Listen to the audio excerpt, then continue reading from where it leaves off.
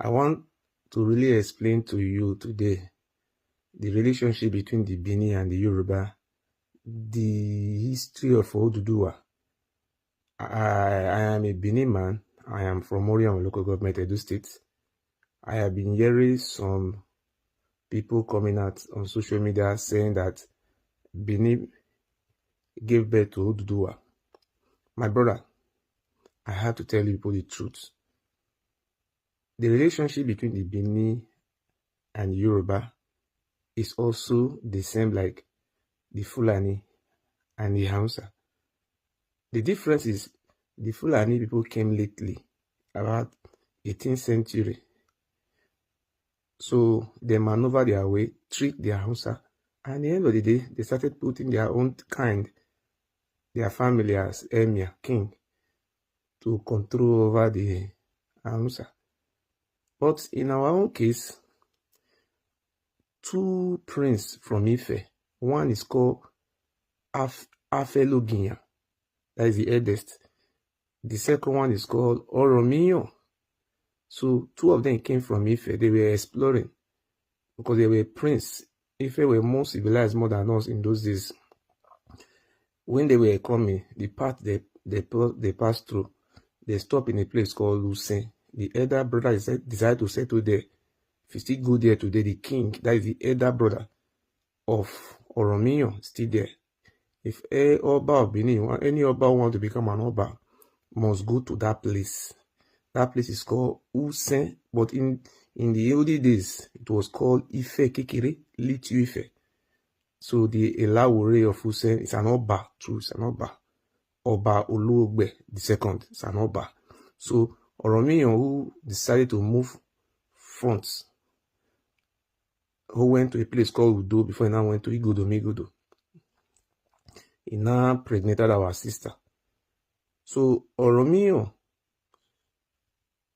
is not our son. All those people coming out on social media saying that it's Oromio, they are changing the name to Omonoya. We don't have that type of name in our language.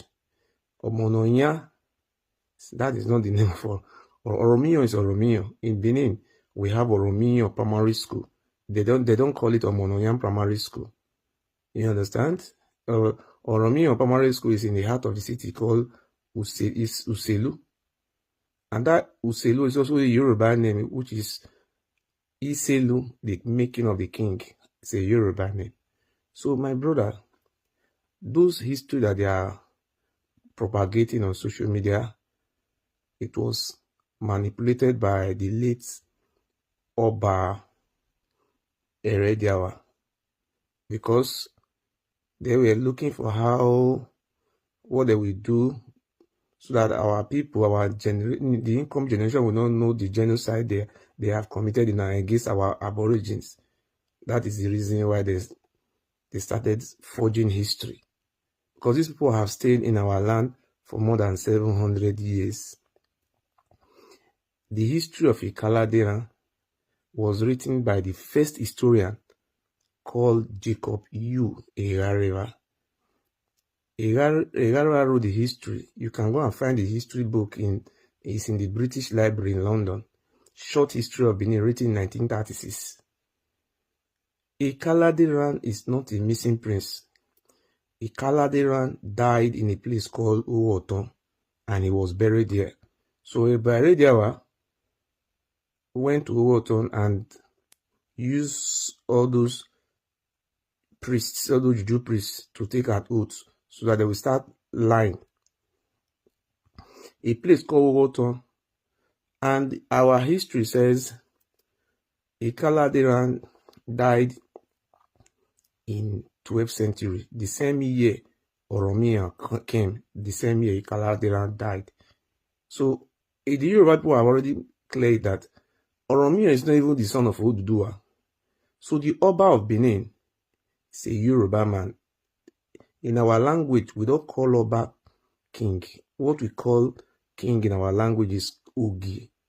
So I am talking to you today.